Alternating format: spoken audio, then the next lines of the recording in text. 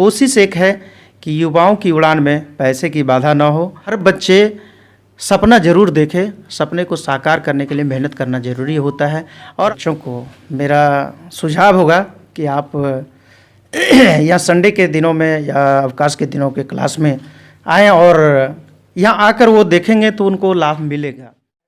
वैसे तो रविवार का दिन छुट्टी का दिन माना जाता है। इस दिन सभी तरह के सरकारी कार्यालय बंद पड़े होते हैं, लेकिन बात करें मुजफ्फरपुर ज़िले के तो यहाँ के SDM west doctor Anil Kumar Das द्वारा एक बेहतर पहल की शुरुआत की गई है। अवकाश के दिनों में और छुट्टी के दिनों में कहा जाए, रविवार के दिन जो समय होता है उनका वो बच्चों के बीच गुजरता है। अभी एसडीएम सर एक प्रशासनिक पदाधिकारी से शिक्षक के रूप में बैठे हुए हैं और उनके कार्यालय के ये दृश्य देख सकते हैं जहाँ पे बिहार प्रशासनिक सेवा की तैयारी करने के लिए बच्चे यहाँ पे उपस्थित हैं और हर रविवार और अवकाश के दिनों में यह क्लास इनके कार्यालय में सजती है। एसडीएम सर आज शिक्षक के रूप में हैं और बच्चों को स्टडी करा रहे हैं, उनको मार्गदर्शन देते दिख रहे हैं। हम इन्हीं पे खास बातचीत करेंगे कि आखिर ये प्रेरणा उनको कहाँ से मिली, एक प्रशासनिक सेवा के अधिकारी होते हुए एक शिक्षक के रूप में इनका बच्चों के बीच में आना किस तरह का अनुभव इनको रहा है। सर, सबसे पहले तो हम आपको बधाई देते हैं कि काफ़ी बेहतर पहल आपके द्वारा की जा रही है। मुजफ्फरपुर में एक प्रशासनिक पदाधिकारी होते हुए एक शिक्षक के रूप में आप अभी उपस्थित हैं। सर, क्या कहेंगे, कैसा अनुभव आपको ये मिल रहा है? एक्चुअली देखिए, मेरा एक तरह से बहुत पहले से ही शौक़ भी रहा है, क्योंकि मैं जहाँ से बिलोंग करता हूँ सुदूर ग्रामीण क्षेत्र है और ख़ासकर वहाँ मैंने देखा है कि पहले एक मिथक थी कि बड़े घर के बेटे जो अमीर के बच्चे होंगे उन्हीं का सिविल सर्विसेज में हो सकता है, लेकिन यह मिथक हम लोगों ने तोड़ा है। और जब मैं खुद एक उदाहरण के रूप में, एक विकल्प के रूप में जब बीपीएससी कंप्लीट किया, तो उस समय के बाद से 15 ऐसे ऑफिसर बने हैं जो बीपीएससी को सफल किए हैं। तो स्वाभाविक है कि हम लोगों के मन में ये जहन में आया कि बच्चों को अच्छे प्लेटफॉर्म नहीं मिल पाता है या उनका मार्गदर्शन अच्छे से नहीं हो पाता, जिस कारण से बच्चे आगे बढ़ नहीं पाते हैं। कहीं ना कहीं इस मिथक को और लोगों में जो संशय बना था उसको हम लोग दूर करने का कोशिश करते हैं। और ख़ासकर मेरा हमेशा रहा है बच्चों को मोटिवेट करना, पढ़ाना और जो कमी रहती है उनको दूर करने का। तो इसी परिप्रेक्ष्य में मुजफ्फरपुर ज़िले में भी कोई विकल्प के रूप में अच्छे संस्थान या कोई मार्गदर्शन नहीं मिल पा रहा था, तो बच्चों को खासकर एक प्लेटफॉर्म के रूप में हम लोग मुहैया कराए हैं और कुछ बच्चों के सहयोग से बच्चे एकत्रित हुए हैं और संडे या अवकाश के दिन में इन बच्चों को मार्गदर्शन देता हूं। सिविल सर्विसेज, पीटी, मेंस और इंटरव्यू की तैयारी कैसे हो सकता है और ख़ासकर बच्चों का टेस्ट भी लेता हूं। बच्चे को मोटिवेट करने के क्रम में यह भी दिखाता हूं कि आप में क्या कमी है और क्या आप अच्छा कर सकते हैं।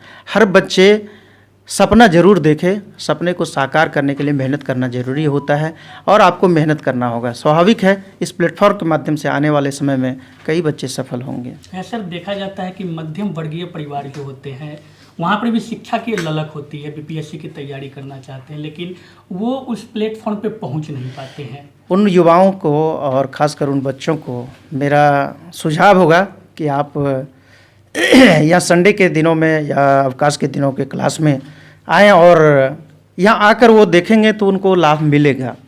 और एक तरह से बच्चे मोटिवेट नहीं होते हैं, जिसके कारण से वो राह बदल देते हैं और गलत संगति के कारण कभी कभी बच्चे भटकाव की दिशा में आ जाते हैं।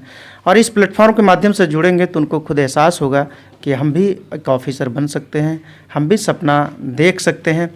इसलिए कोशिश एक है कि युवाओं की उड़ान में पैसे की बाधा ना हो और मंजिल पा सकता है, तो इसलिए उस मंजिल को पाने के लिए बच्चों को सहयोग कर रहा हूँ। सर, बीपीएससी की तैयारी के लिए कब से शुरुआत करनी चाहिए और इसके क्या कुछ देखिए, बच्चे को खासकर अपीयरिंग कैंडिडेट हो ग्रेजुएशन के पीरियड में तो उस समय से ही कर देना चाहिए।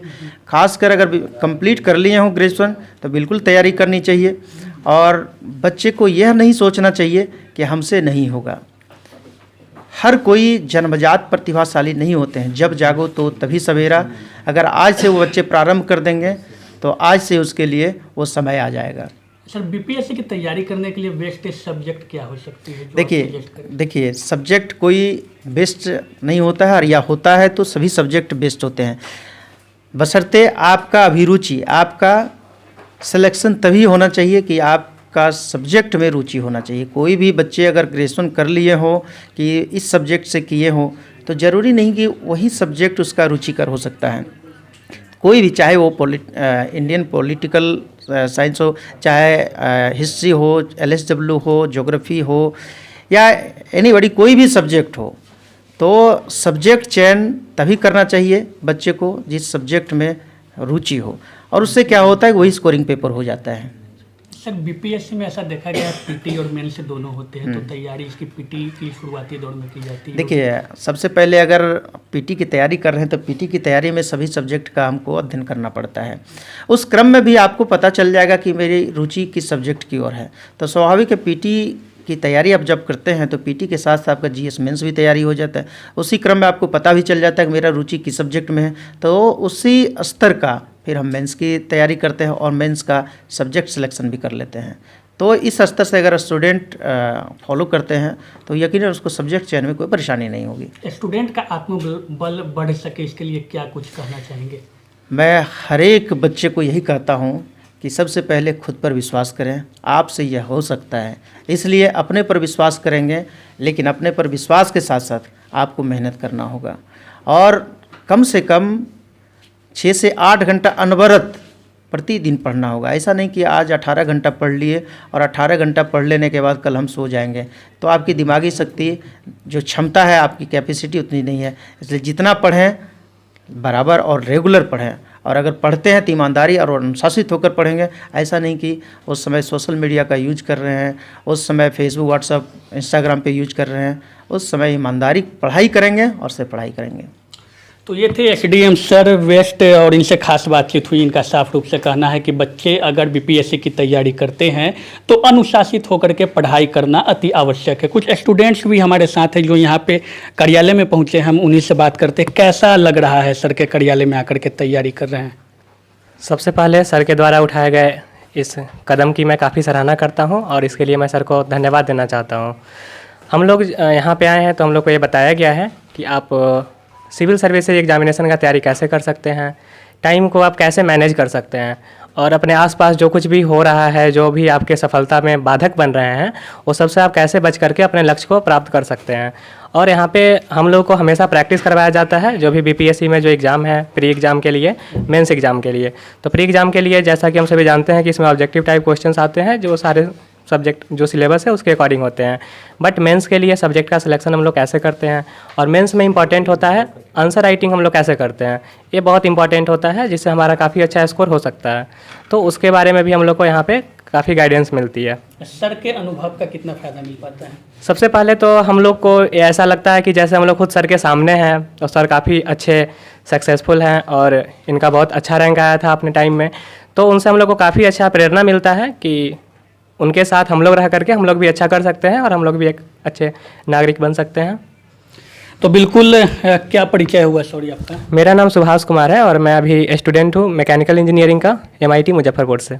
अच्छा, सुभाष जी थे, मैकेनिकल इंजीनियरिंग कर रहे हैं और बिहार प्रशासनिक सेवा की तैयारी को लेकर के SDM west doctor Anil Kumar Das द्वारा जो पहल की जा रही है, हर रविवार और अवकाश के दिनों में छात्र छात्राओं को प्रेरणा दी जाती है, जो पढ़ाई की व्यवस्था की गई है उनके कार्यालय में, बेहतर पहल एक की गई है उनके द्वारा। और सर से भी हमने खास बातचीत की, उनका कहना है साफ रूप से अगर स्टूडेंट तैयारी करना चाहते हैं तो वेलकम है, और स्टूडेंट को अनुशासित होकर के अपने पढ़ाई के प्रति संघर्ष और आत्मबल के साथ आगे बढ़ना होगा।